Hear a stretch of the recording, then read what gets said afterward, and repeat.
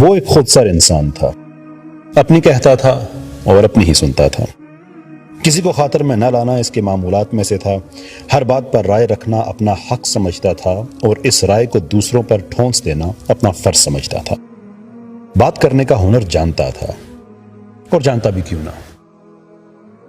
آخر کار اعلیٰ تعلیم یافتہ تھا، پیسے کی ریل پیل تھی، ذاتی گاڑی تھی، ڈیفنس میں شاندار گھر تھا، اور گھروں کی تزئین و آرائش کے سامان کا بہت بڑا کاروبار بھی تھا، خود بھی بلا کا ڈیزائنر تھا۔ اس کے کام کی بہت زیادہ مانگ تھی، لیکن یہ کام کرتا نہیں تھا، اس کام کو وہ اپنی ذات سے کم سمجھتا تھا اور لوگوں کو اگنور کیا کرتا تھا۔ اس کا نام ساحل تھا۔ کاروباری مصروفیات کے ساتھ ساتھ دوستوں کے ساتھ ہر قسم کے عیش بھی اس کے مشاغل میں شامل تھے، جن میں مختلف قسم کے نشے اور کبھی کبھی ہلکی پھلکی شراب نوشی بھی ہو جاتی تھی۔ ایک دن قریبی مال میں جانے کے لیے نکلا اور بھیڑ سے بچنے کے لیے مال سے کچھ ہی فاصلے پر اپنی گاڑی پارک کر لی۔ گاڑی لاک کرنے کے بعد مال کی طرف نکلا ہی تھا کہ ایک ضعیف فقیر خاتون اس کی طرف بڑھی اور گدا مانگنے لگی۔ اس نے اپنے روایتی تکبر میں اس کو جھاڑ پلا دی اور کہا کہ کسی گھر میں کام کر لو، شرم نہیں آتی اس طرح سے اپنا بڑھاپا استعمال کرتے ہوئے؟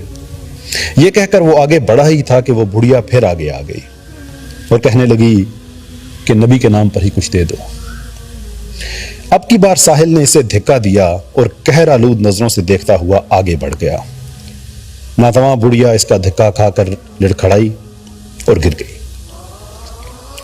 وہ بھی کچھ آگے قدم ہی گیا ہوگا کہ پیچھے سے اپنے کپڑے جھاڑتی ہوئی بڑھیا کی آواز آئی کہ نبی جی کے نام پر مانگا ہے، اگر جیب سے کچھ نہیں دے سکتے تو دھکے تو مت دو۔ ساحل کے قدم رک سے گئے، لیکن اس نے اپنا سر جھٹکا اور آگے بڑھ گیا۔ اگلے دن جب وہ سو کر اٹھا تو ایک جملہ اس کے ذہن میں گردش کر رہا تھا کہ نبی جی کے نام پر دھکے تو مت دو۔ اس کا دل کچھ بھج سا گیا، لیکن تیار ہو کر اپنے آفس چلا گیا۔ آج اس نے بہت سی انوائسز سائن کرنی تھیں، بہت سی پیمنٹس کلیئر کرنی تھیں، بہت مصروف تھا، لیکن یہ جملہ بار بار اس کے ذہن میں ابھرتا رہا اور ہر بار اس کے دل پر ایک چرکا سا لگاتا رہا۔ گھر آیا تو بے چینی بہت بڑھ چکی تھی۔ جی بہلانے کو قریبی پارک میں چلا گیا اور ایک بینچ پر بیٹھ کر غور کرنے لگا کہ یہ میرے ساتھ کیا ہو رہا ہے۔ پڑھا لکھا آدمی تھا، اینالائز کر رہا تھا کہ یہ سچویشن بنی تو بنی کیوں۔ وہ تو بحث میں اچھے اچھوں کو دن میں تارے دکھا دیا کرتا تھا۔ اس سے بات کرنے سے پہلے لوگ سوچتے تھے کہ اس سے بات کیسے کی جائے، اس لیے کہ اس کے پاس ہر بات کا جواب پہلے سے موجود ہوتا تھا۔ لیکن ایک بے ضرر بڑھیا کے یہ الفاظ اس کے اعصاب پر کیوں بھاری پڑ گئے ہیں؟ اسی پارک کے ایگزٹ کے پاس بینچ پر ایک اور بزرگ بیٹھے تھے جو اسے بغور دیکھ رہے تھے۔ اب سچویشن یہ تھی کہ دونوں ہی غور کر رہے تھے، لیکن ایک کو سجھائی کچھ نہیں دے رہا تھا اور دوسرے کو بہت کچھ نظر آ رہا تھا۔ ساحل کچھ دیر بعد اٹھا اور اسی عالم بے چینی میں گھر جانے لگا۔ جب وہ بزرگ کے پاس سے گزر کر باہر جانے لگا تو بزرگ کہنے لگے کہ دیکھو، ہر چیز کا ازالہ ہوتا ہے اور کوئی چیز بغیر مقصد کے نہیں ہوا کرتی۔ ساحل جو پہلے ہی پریشان تھا غصے سے پھٹ پڑا۔ اب تمہیں بھی کچھ چاہیے؟ تو بزرگ نے انتہائی نرمی سے جواب دیا کہ وہ جو پہلی کو دیا ہے وہ ہضم ہو گیا ہے، جو اب مجھے بھی دینے کی باتیں کر رہے ہو۔ وہ ساکت رہ گیا۔ اس نے ہکلاتے ہوئے پوچھا کہ آپ کیا کہنا چاہتے ہیں؟ بزرگ شفقت سے مسکرائے اور کہنے لگے کہ بڑھیا کی بات سن کر جب تم رک گئے تھے تو تمہارے رب نے تم پر ایک لمحہ نازل کیا تھا۔ اگر تم اس لمحے کو خود پر کھول لیتے تو نہ جانے تمہارے دل اور دماغ پر کیا کچھ نازل ہو جاتا، لیکن تم نے اس لمحے سے تعلق استوار نہیں کیا۔ ساحل حیران اور پریشان یہ باتیں سن رہا تھا۔ وہ شخص جو میٹا فزکس سے لے کر انٹرنیشنل پولیٹکس جیسے ڈائیورس مضامین پر کمال مہارت سے بات کرتا تھا، آج خود کو بے اختیار سا محسوس کر رہا تھا۔ بزرگ نے کہا کہ دیکھو، تمہارے رب نے وہ لمحہ واپس نہیں لیا ہے، بس کچھ مشکل کر دیا ہے۔ اب یہ تم پر انحصار کرتا ہے کہ تم اسے پانے کے لیے کہاں تک جا سکتے ہو۔ یہ کہہ کر بزرگ جانے کے لیے اٹھ کھڑے ہوئے۔ ساحل نے ان سے پوچھا کہ آپ کو پتا ہے کہ میں ہر وہ کام کرتا ہوں جسے مذہب روکتا ہے، میرا کیا تعلق ایسی باتوں سے؟ آپ کو یقین ہے کہ وہ لمحہ میرے لیے ہی ہے؟ بزرگ نے پیچھے سے مڑ کر دیکھا اور بولے، میرے رب کا انتخاب کبھی بھی غلط نہیں ہوتا۔ بزرگ تو یہ بات کہہ کے چل دیے اور چل ساحل بھی دیا، لیکن اب اس کے اندر کچھ تبدیلیاں پیدا ہو رہی تھیں۔ رہ رہ کر خیال آ رہا تھا کہ نبی جی کے نام پر اس نے آخر کچھ کیوں نہیں دیا، اور وہ کون سا لمحہ تھا جس سے اس نے اپنا تعلق استوار کرنا تھا۔ مزید کچھ دن گزر گئے، بہت کچھ تبدیل ہوا۔ شراب ترک ہو گئی، دوستوں کی محفل کم ہو گئی، زیادہ وقت اپنے کمرے میں گزرنے لگا، لیکن جو چیز تبدیل نہیں ہوئی تھی وہ اس کی وہ کیفیت تھی جو بڑھیا کے اس جملے نے پیدا کی تھی۔ اب وہ سوشل میڈیا پر محبت رسول کے واقعات ڈھونڈنے لگا۔ ایک دن ایک پوسٹ اس کی نظروں سے گزری جس میں جگر مراد آبادی کا وہ کرب بیان کیا گیا تھا جو ان پر اس وقت گزرا جب انہیں ایک نعت لکھنے کو کہا گیا تھا۔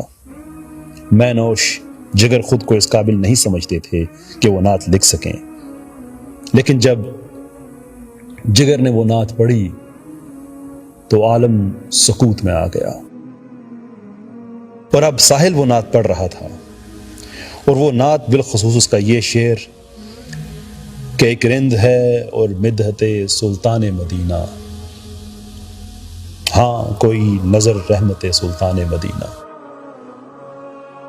جب اس نے یہ شعر پڑھا تو اس پر رکت طاری ہو گئی۔ اگلا دن جمعے کا دن تھا۔ وہ تیار ہو کر مسجد میں گیا۔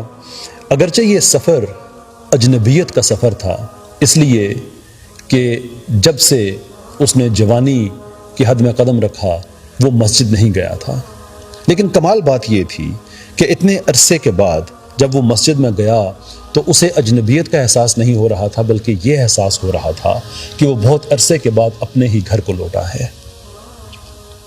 نعتیں پڑھی جا رہی تھیں، وہ سنتا جا رہا تھا۔ اتنے میں ایک نعت خواں اٹھا اور اس نے جامی کی ایک نعت پڑھنا شروع کی جس کے الفاظ تھے، تنم فرسودہ جاں پاراں زہجراں یا رسول اللہ، دلم پژمردہ آوارہ زاسیاں یا رسول اللہ۔ ساحل غرق ہونا شروع ہو گیا۔ اسے الفاظ کی تو سمجھ نہیں آ رہی تھی، لیکن یا رسول اللہ کے الفاظ اس کے کلیجے کو ہاتھ ڈال رہے تھے۔ عشق کی وارمنگ اس کے گناہوں کے گلیشیر کو پگھلا رہی تھی اور وہ اس کی آنکھوں کے رستے امڑ رہا تھا۔ گھر لوٹا تو عمیرہ احمد کے عشق نامے یعنی پیر کامل پر نظر پڑی۔ اس نے وہ ناول لیا اور پڑھنا شروع کر دیا، اور اس وقت تک پڑھتا رہا جب تک وہ اس سے ختم نہ ہوا۔ اور جب ختم ہوا تو اسے محسوس ہوا کہ شاید وہ سالار تو نہیں لیکن سپاہی ضرور ہے۔ سوشل میڈیا پر ایک اور تحریر اس کی نظروں سے گزری جس میں اقبال کے اس شعر کا مفہوم تھا جس میں وہ کہتے ہیں کہ اے میرے رب، حشر کے دن میرا حساب مت کرنا، لیکن اگر ضرور ہی کرنا ہے تو جناب رسالت مآب کے سامنے مت کرنا۔ اب اسے محسوس ہو رہا تھا کہ شاید ساری کائنات ہی اس سے مخاطب ہے، شاید وہ نعت خواں اس سے مخاطب تھا، شاید عمیرہ احمد نے یہ ناول اس کے لیے لکھا تھا، شاید اقبال نے یہ شعر اس کے لیے لکھا تھا۔ کیفیت اور بدلی تو اس کا جی چاہنے لگا کہ اب میں حج پر جاؤں، لیکن ساتھ ہی یہ بھی جی چاہتا تھا کہ میں حج پہ کبھی بھی نہ جاؤں۔ ایک عجیب ڈائلیما کا شکار تھا۔ وہ کیوں چاہتا تھا کہ حج پہ جائے کہ یہ فرض تھا، اور کیوں نہیں چاہتا تھا کہ وہ حج پہ جائے؟ وہ اس لیے کہ اگر مکہ جائے اور مدینہ نہ جائے تو یہ تو ممکن ہی نہیں، کیونکہ اس سے شرعی حج تو ہو سکتا ہے لیکن دل کا حج رہ جائے گا، اور اگر مدینہ جائے تو کس منہ سے جائے؟ وہ ان گلیوں میں کیسے قدم رکھے جہاں اس کے سید و سردار نے قدم رکھا؟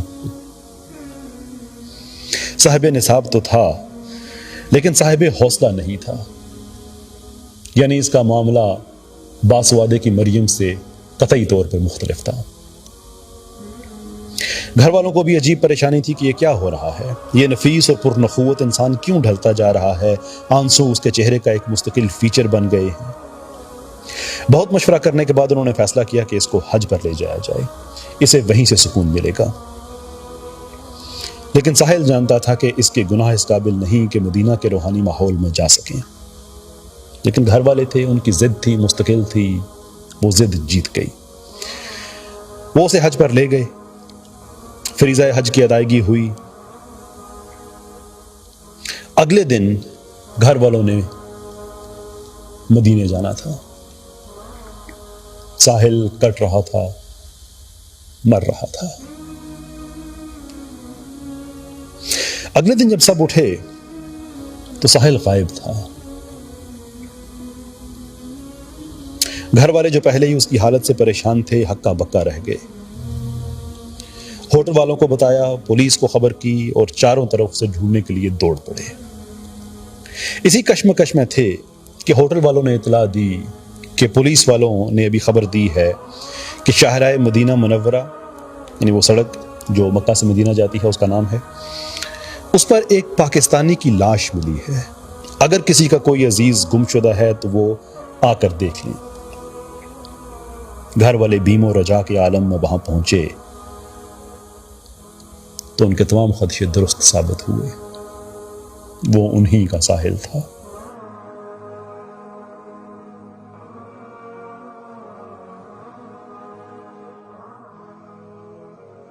ایک ایمبولنس والا ان کے پاس آیا اور کہنے لگا کہ عینی شاہدین نے بتایا ہے کہ اس نوجوان کے ہاتھ میں ایک کاغذ تھا اور وہ مدینہ جانے والی گاڑیوں کو دیوانوں کی طرح روک رہا تھا۔ اسی عالم میں وہ گرا اور اس کی روح پرواز کر گئی۔ موت کی وجہ ہارٹ اٹیک ہے، اور اس ایمبولنس والے نے وہ کاغذ بھی ان کے ہاتھ میں تھما دیا۔ جب وہ کاغذ کھولا گیا تو اس پر لکھا تھا، جو جانے والے مدینے کے ہیں سنیں وہ ذرا، شہ مدینہ سے اتنا ضرور کہہ دینا کہ ایک زخمی تیرے نگہ نظر جو پڑا،